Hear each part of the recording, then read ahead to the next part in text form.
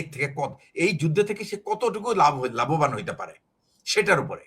আর সে এই কথাটা তো খুব তার প্রিয়, I will make a deal, because সে মনে করে যে ডিল সেই সবচেয়ে ভালো করতে পারে। তো তার ডিল যে কোথায় যায় সেটা তো আমরা দেখতেছি এখন। আরে আমি একটা গুরুত্বপূর্ণ বিষয় আমি আসলে আজকে এই বিষয়টা এখানে আনতে চাচ্ছি, সেটা হচ্ছে যে বাংলাদেশ সরকারের কিছু কিছু কিছু কিছু আচরণ কিন্তু আমি বলবো ইরানকে কিন্তু অসন্তুষ্ট করেছে এবং মুসলিম বিশ্বকে। আমি আপনাকে আজকে বলি যে গত 2-3 দিন আগে ইসরায়েলের পার্লামেন্টে যে প্যালেস্টিনিয়ান যারা বন্দী আছে তাদেরকে ফাঁসি দেওয়ার ব্যাপারে একটা আইন পাশ হয়েছে। এই আইন পাশের পরে 8টা মুসলিম দেশ এই আইনের বিরুদ্ধে নিন্দা জানিয়েছে, বাংলাদেশ তার মধ্যে নাই। আমার প্রশ্নটা হচ্ছে বাংলাদেশের মানুষ এই আমি একটা বুঝি না যে বাংলাদেশের foreign policy why it doesn't go with the desire of the people. ব্রিটেনের মতো একটা দেশে যখন মানুষ চাচ্ছে না যে ব্রিটেন এই যুদ্ধে অংশগ্রহণ করুক, ব্রিটেন এমন কোনো যুদ্ধ নাই যেটাতে আমেরিকানদেরকে সাহায্য করে নাই আজ পর্যন্ত। এই প্রথম সে ব্রিটেন কিন্তু এই যুদ্ধে সে ডিনাই করলো পার্টিসিপেট করতে, এবং সে সাপোর্ট করতেও রাজি না, পার্টিসিপেটও করবে না, সাপোর্টও করবে না। এটা হলো যে মানুষ চায় যে এই যুদ্ধটা অন্যায় এবং এটা ইচ্ছা করে চাপিয়ে দেওয়া হচ্ছে, এটা অন্য কারো এজেন্ডা ফুলফিল করছে। কিন্তু সেই জায়গায় বাংলাদেশের মতো একটা মুসলিম দেশ যারা এনার্জি ক্রাইসিসে আছে, যাদের আমার মতে দরকার হলো মানে easy passage from Hormuz without any question, তারা ইরানের পক্ষে দাঁড়াতে ব্যর্থ হচ্ছে।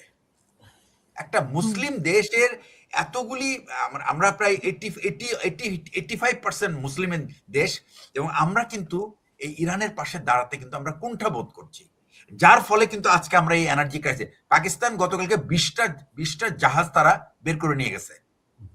তো বাংলাদেশের কথা তো রাষ্ট্রদূত তো বললো বাংলাদেশ এগুলো ছেড়ে দিবে, বাংলাদেশেরও কোনো বাংলাদেশ ছেড়ে দিবে, বা ইরানের রাষ্ট্রদূত বলেছে আমরা খুব অসন্তুষ্ট বাংলাদেশের ভূমিকায়, কিন্তু বাংলাদেশের মানুষ ইরানের মানুষের পাশে দাঁড়াচ্ছে বলে আমরা বাংলাদেশের মানুষের জন্য কিছু করতে চাই।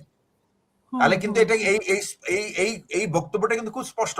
আর একটা জিনিস আপনাকে বলি, ইরান কিন্তু এখন তারা তেলের দাম ইচ্ছা মতো যাকে যেটুকু দরকার তার কাছে সেটা নিচ্ছে, এমন না যে সে মার্কেট প্রাইসে সবাইকে দিচ্ছে। ইরানের উপরে কিন্তু এখন রেস্ট্রিকশন নাই। ওই 140 মিলিয়ন ব্যারেলকে কিন্তু রিলিজ করার জন্য কিন্তু আমেরিকানরা রেস্ট্রিকশন উঠাই দিছে। এখানে অলমোস্ট 15 to 16 বিলিয়ন ডলারের তেলের ব্যাপার।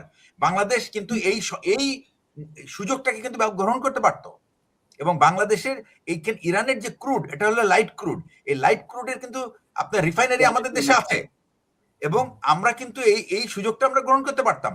আমাদের কাছে খুব অবাক লাগে কার স্বার্থে আমরা ইরানের পাশে দাঁড়াচ্ছি না, এটা আমার খুব জানার ইচ্ছা হয়।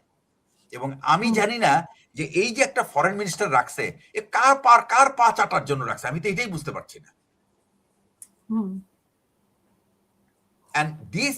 এই যে আমি গভর্নমেন্ট যে একটা, আমি বলবো এটা ইনকম্পিটেন্ট গভর্নমেন্ট, মানে না তার মানুষের পালস বোঝে, মানুষের সাইকি বোঝে, না তার নিজের দেশের ইন্টারেস্ট বোঝে।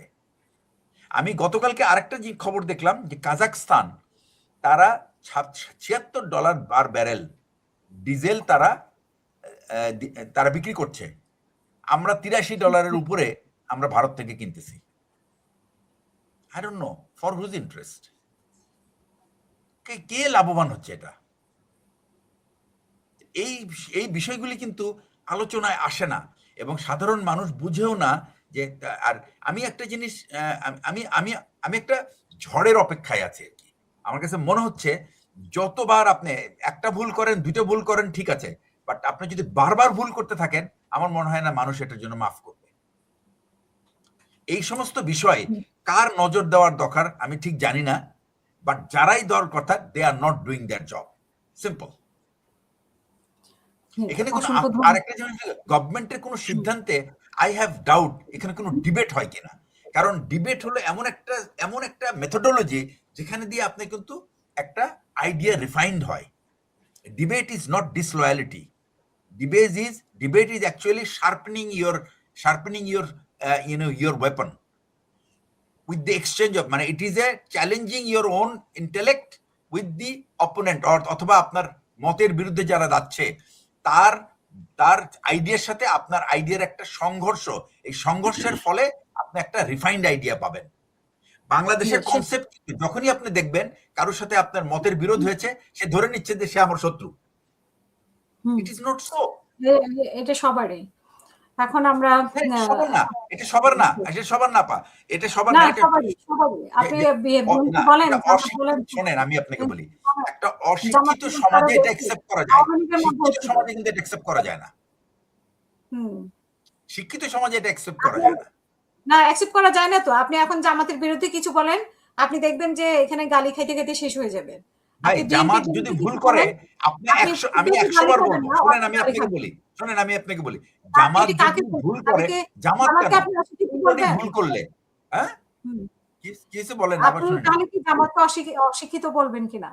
এখানে আপনি জামাতের বিরুদ্ধে কথা বলেন, আমি জামাত 100% গালি। আবার আমি এখন বলি তাহলে Jamaat is proving to be incompetent at the moment. আমি অন রেকর্ড বলতেছি যে লাইভে, Jamaat is proving to be incompetent. এর থেকে NCP is doing much better.